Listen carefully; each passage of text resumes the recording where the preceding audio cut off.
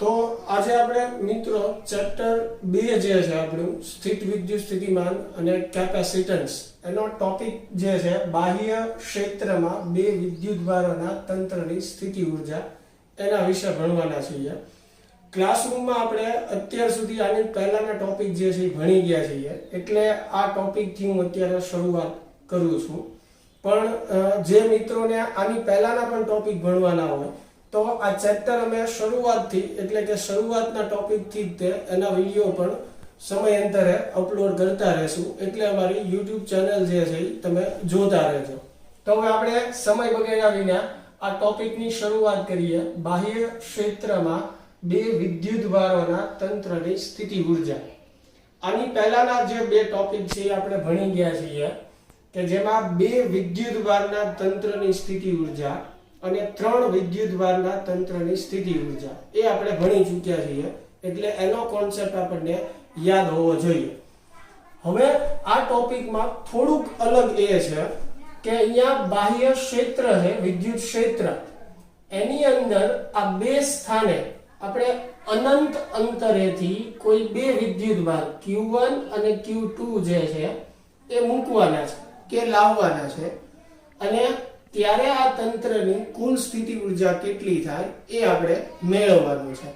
તો અગાઉના ટોપિકમાં આપણે ભણી ચૂક્યા છીએ કે તંત્રમાં કોઈ વિદ્યુતભારને લાવવા માટે કરવું પડતું કાર્ય જે છે એ તંત્રની કુલ સ્થિતિ ઊર્જા દર્શાવે છે। હવે સૌપ્રથમ આ બે વિદ્યુતભારો જે છે Q1 અને Q2 જે મેં અહીંયા અનંત અંતરે બતાવેલા છે, એટલે આપણે પણ એવું વિચારી લઈએ કે ભાઈ Q1 અને Q2 બે વિદ્યુતભારો અનંત અંતરે છે। આ બંને વિદ્યુતભારોને આ કોઈ વિદ્યુતભારનું બાહ્ય ક્ષેત્ર છે, આ ક્ષેત્રમાં આપણે બિંદુ 1 અને બિંદુ 2 પાસે લાવવાના છે, અને એ માટે કરવું પડતું કુલ કાર્ય એ તંત્રની કુલ સ્થિતિ ઊર્જા દર્શાવશે। જ્યાં બિંદુ 1 નો સ્થાન સદિશ આપણે R1 કહેશું, બિંદુ 2 નો સ્થાન સદિશ આપણે R2 કહેશું। તો સૌપ્રથમ જેમ મેં અહીંયા લખ્યું છે કે Q1 અને Q2 વિદ્યુતભારને અનંત અંતરેથી બાહ્ય ક્ષેત્રમાં R1 અને R2 સ્થાને લાવવા માટે કરવું પડતું કુલ કાર્ય તંત્રની સ્થિતિ ઊર્જા દર્શાવે છે। તો સૌપ્રથમ આપણે Q1 વિદ્યુતભારને અનંત અંતરેથી બિંદુ 1 પાસે એટલે કે જેનો સ્થાન સદિશ R1 છે ત્યાં લાવીએ છીએ, અને એની માટે કરવું પડતું કાર્ય કેટલું છે એ આપણે વ્યાખ્યાયિત કરીએ। તો કાર્યનું સૂત્ર તમને યાદ જ હશે મિત્રો કે કાર્ય એટલે વિદ્યુતભાર ગુણ્યા વિદ્યુત સ્થિતિમાન। આપણે સૌપ્રથમ કયા વિદ્યુતભારને લાવીએ છીએ? Q1 ને, એટલે એનું જે કાર્ય છે W1 કહીએ આપણે। હવે કાર્યનું સૂત્ર શું છે? વિદ્યુતભાર ગુણ્યા સ્થિતિમાન। તો વિદ્યુતભાર કયો આવશે બાળકો? તો કે Q1, કેમ કે Q1 ને આપણે અનંત અંતરેથી ક્યાં સુધી લાવીએ છીએ? પહેલા બિંદુ સુધી, એટલે વિદ્યુતભાર આવશે Q1, પહેલા બિંદુ પાસે આપણે લાવીએ છીએ, એટલે સ્થિતિમાન આવશે પહેલા બિંદુનું, એટલે કે એ બિંદુનું કે જેનો સ્થાન સદિશ R1 છે। એટલા માટે Q1 માટે કાર્યનું સૂત્ર થશે Q1 VR1, જ્યાં VR1 જે છે એ આ બાહ્ય ક્ષેત્રના લીધે બિંદુ 1 નું સ્થિતિમાન દર્શાવે છે। એટલે વિદ્યુતભાર Q1 ને અનંત અંતરેથી પહેલા બિંદુ સુધી લાવવા માટે કરવા પડતા કાર્યનું સૂત્ર આ થશે, બરાબર? એટલે આ Q1 ને લાવવા માટે થતું કાર્ય થયું। તો હવે જો બાળકો પરિસ્થિતિ શું છે આપણી પાસે કે આ બાહ્ય ક્ષેત્ર છે। હવે Q1 વિદ્યુતભારને આપણે પહેલા બિંદુએ લાવી નાખીએ, એટલે અહીંયા Q1 વિદ્યુતભાર આવી ગયો। હવે આપણે કયા વિદ્યુતભારને લાવવાનો છે? Q2 ને, એટલે હવે Q2 વિદ્યુતભારને અનંત અંતરેથી બિંદુ 2 પાસે એટલે કે જેનો સ્થાન સદિશ જેનું સ્થાન R2 છે એ બિંદુ પાસે લાવવા માટે કરવું પડતું કાર્ય। તો હવે Q2 ને લાવવા માટે કરવું પડતું કાર્ય આમાં ખાસ ધ્યાન રાખજો બાળકો, સૌ પ્રથમ તો હું Q2 ને જ્યારે બીજા બિંદુ પાસે લાવું છું ત્યારે એક કાર્ય મને શેના લીધે મળે? આ બાહ્ય ક્ષેત્રના લીધે. કેમ કે આ બાહ્ય ક્ષેત્રના લીધે R2 પાસે સ્થિતિમાન હોય એટલે એનું કાર્યનું સૂત્ર શું થશે? Q2 VR2. Q2 વિદ્યુતભારને આપણે લાવીએ છીએ એટલે અહીંયા વિદ્યુતભાર Q2 આવશે.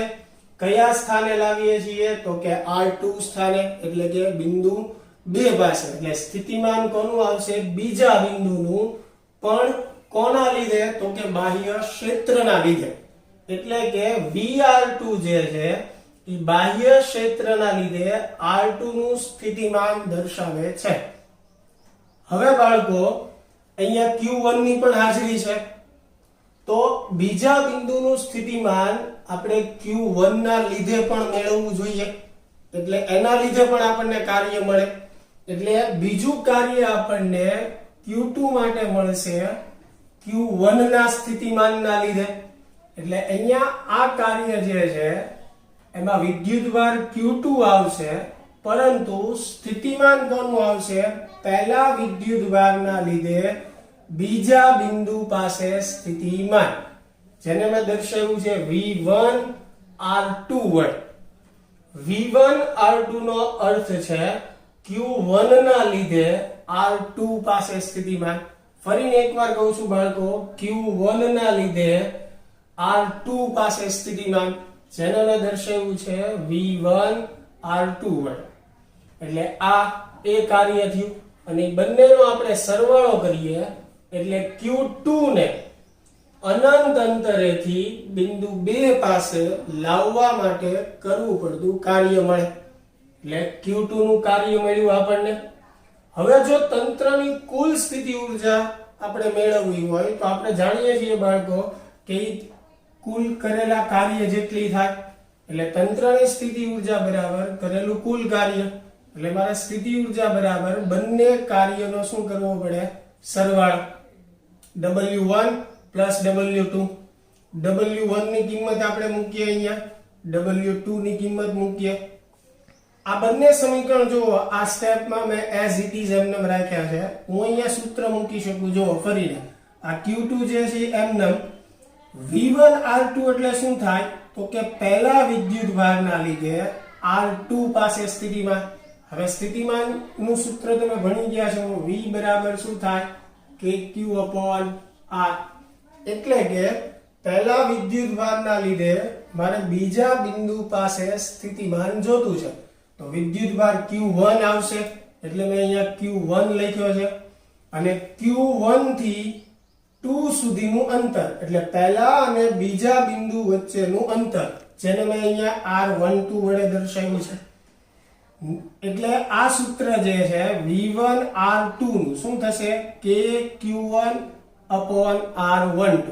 આને ગોઠવીને જો આપણે લખીએ નીચેના સ્ટેપમાં તો KQ1 Q2/R12, જ્યાં K ને આપણે જાણીએ છીએ કુલમ અચળાંક કહીએ છીએ અને એની જગ્યાએ આપણે 1/4πε0 પણ લખી શકીએ.